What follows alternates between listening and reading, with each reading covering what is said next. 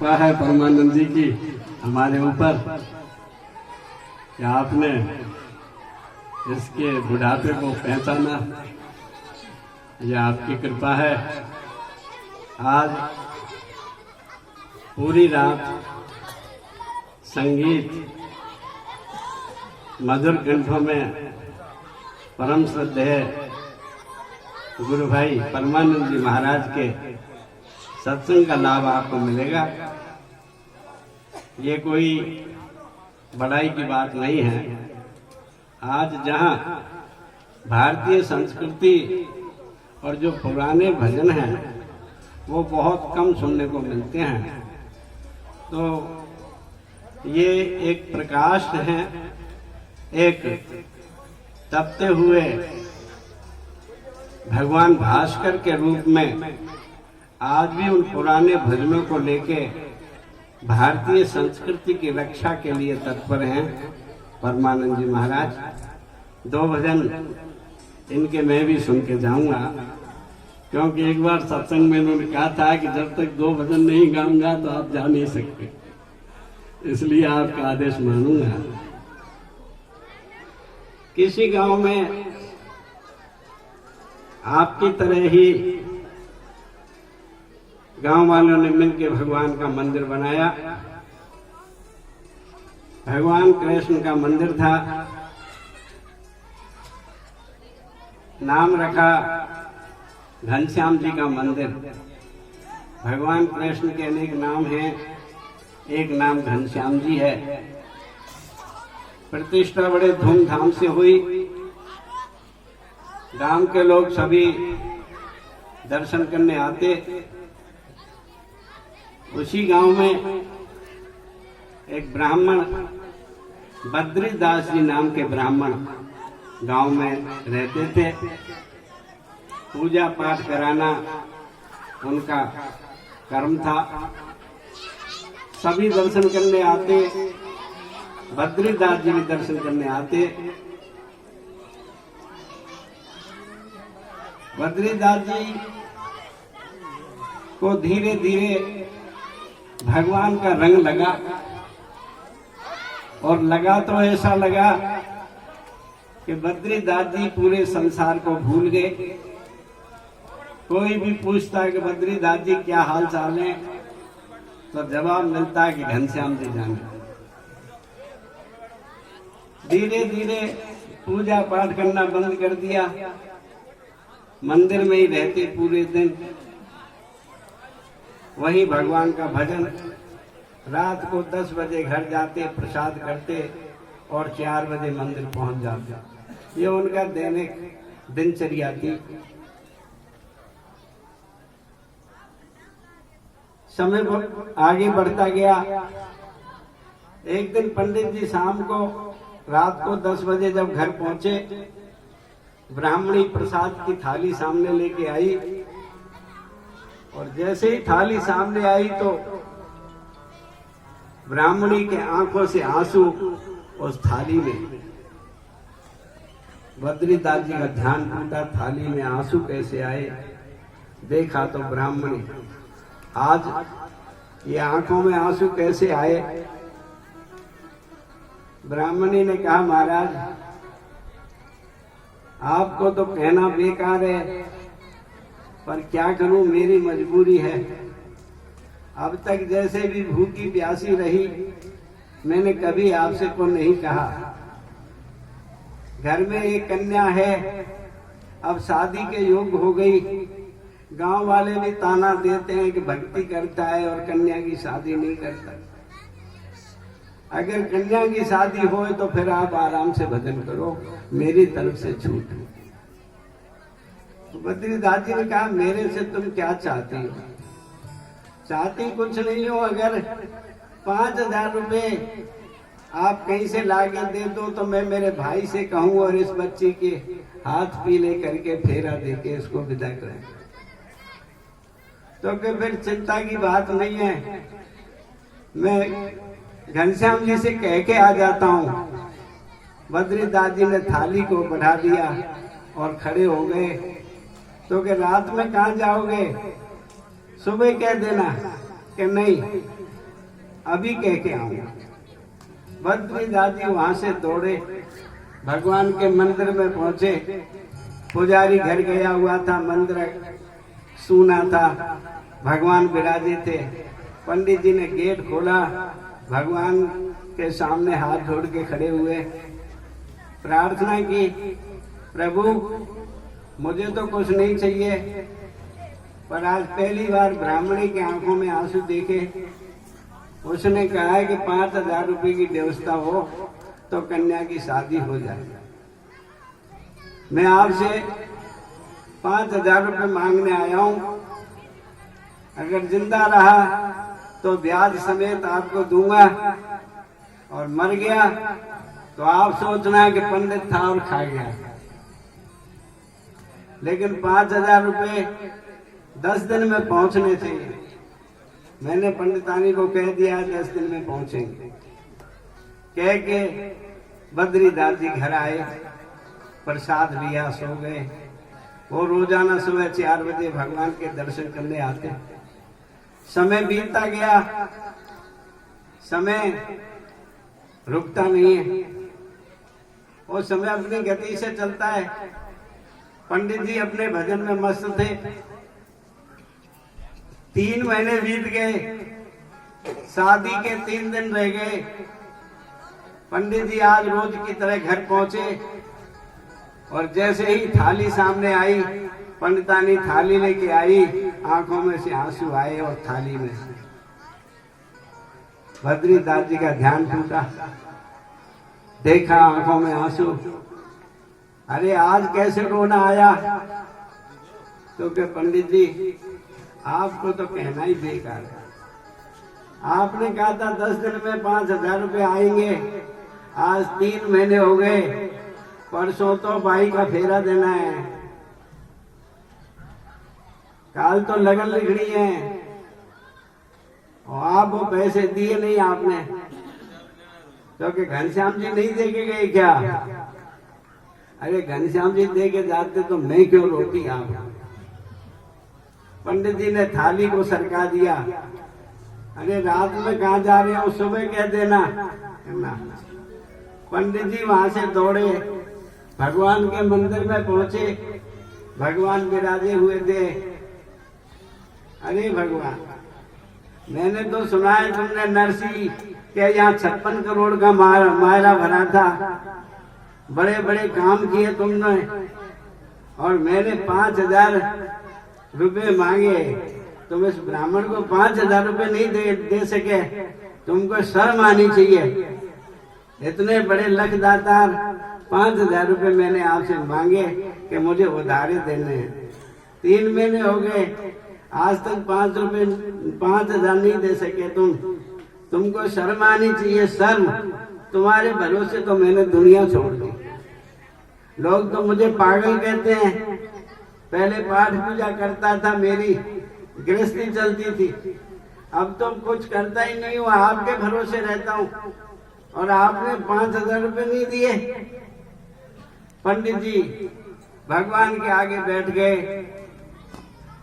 पूरी रात रोते रहे, भगवान को लड़ते रहे, रोते रहे। कब 4 बजे पता ही नहीं चला। पुजारी आया, देखा मंदिर में कोई बैठा है। अरे बद्रीदास जी आप तो क्या? आज नींद नहीं आई तो मैं यहीं बैठ गया।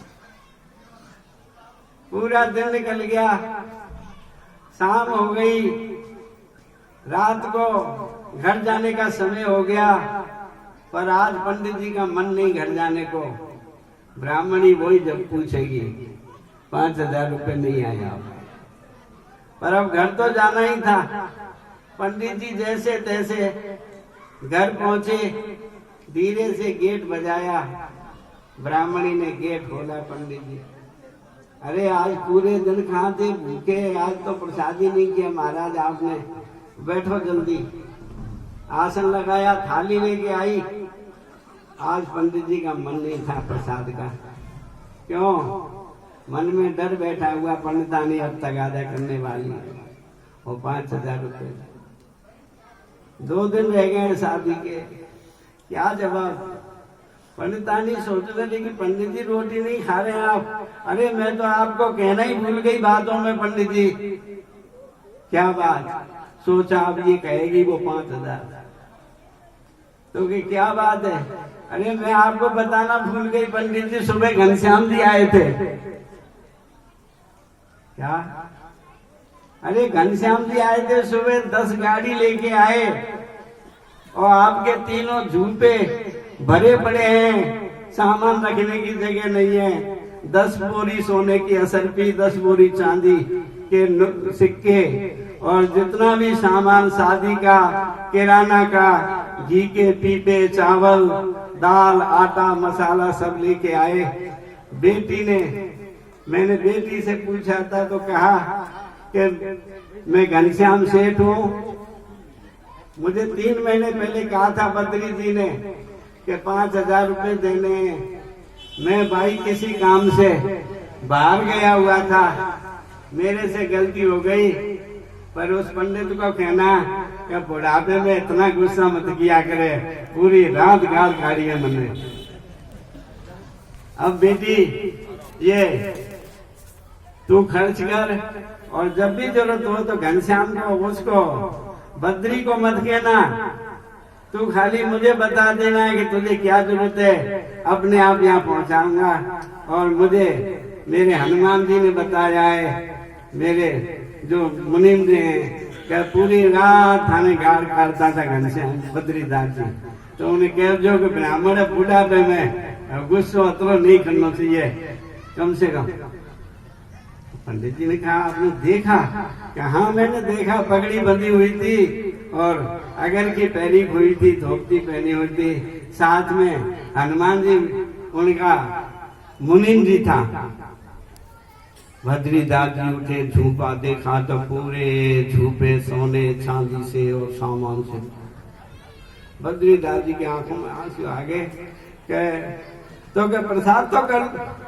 हाँ पहले मैं 2 मिनट अभी आ गया। बद्रीदास जी दौड़े, सीधे भगवान ठाकुर जी के मंदिर में पहुंचे। जाके भगवान से प्रार्थना की, प्रभु मैं तो बहुत निकम्मा हूँ, मैंने पूरी रात आपको गाली। थोड़ी सी गलती आपकी भी रही, क्योंकि शादी के 2 दिन ही रह गए। मैं भी ब्राह्मण हूँ, फिर सहन शक्ति आपको बताइए मेरे महर्षि महाराज। मेरी भी गलती नहीं है, शादी उदमा तो जोन की तैयारी हो रही है और आप रुपया नहीं भेजा, जन्म मन नहीं थोड़ी री परी आई और मैं थोड़ा आपको कह गया।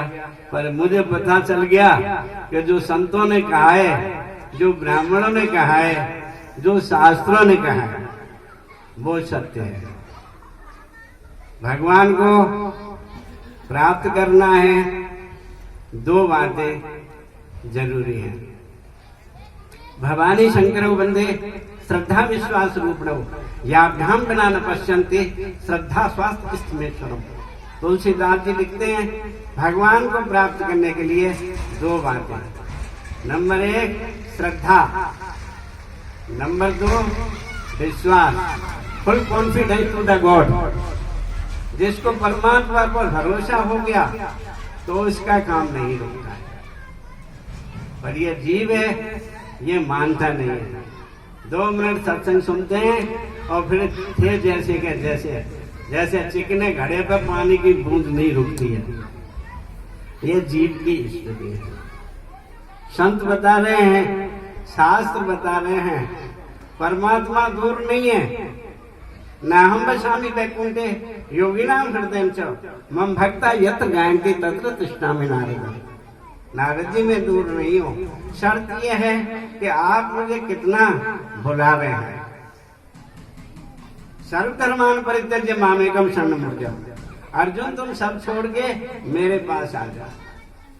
सर्वधर्मान परित्यज्य मामेकम शरणं व्रज अहं त्वां सर्व पापेभ्यो मोक्षयिष्यामि मा शुचः।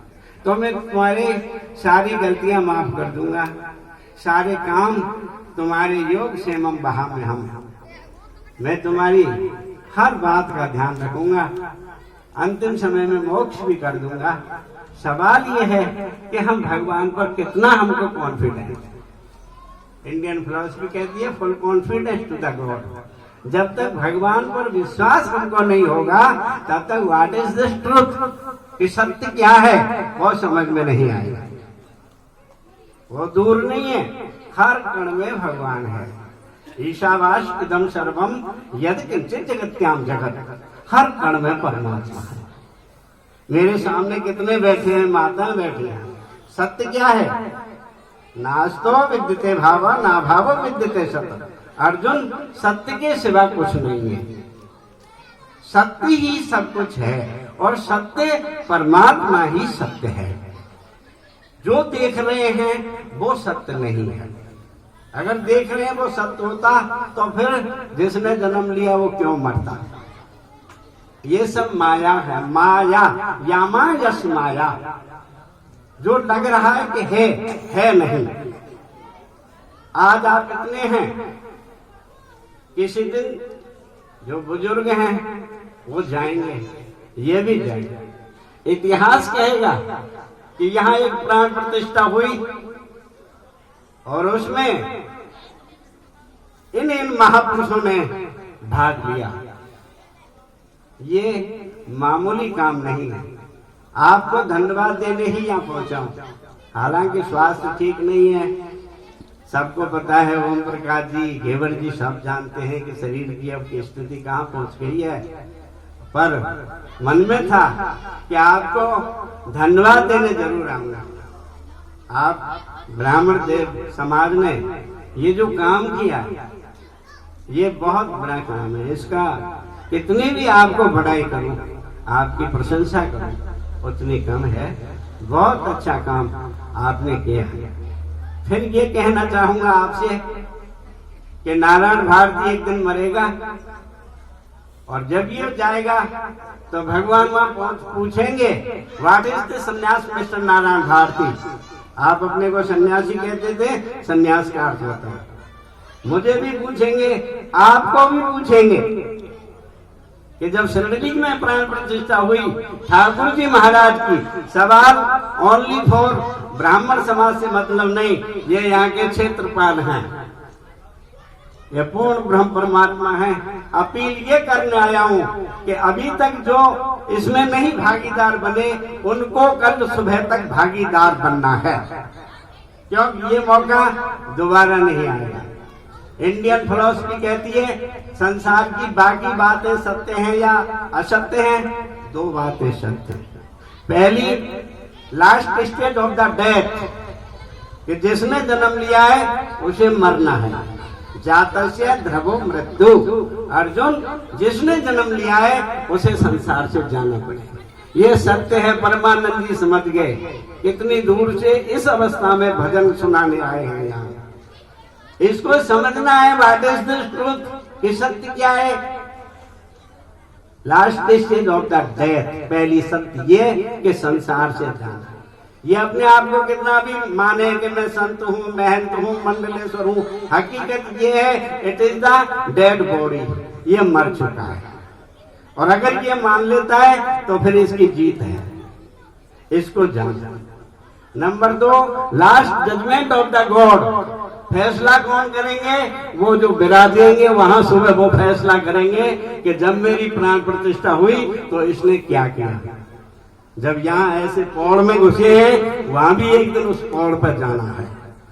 इसलिए जो भी इस प्रतिष्ठा में भाग ले रहे हैं, प्रत्यक्ष या परोक्ष रूप से जिनका यहाँ सहयोग मिला है, उनको हृदय से धन्यवाद देने आया हूँ।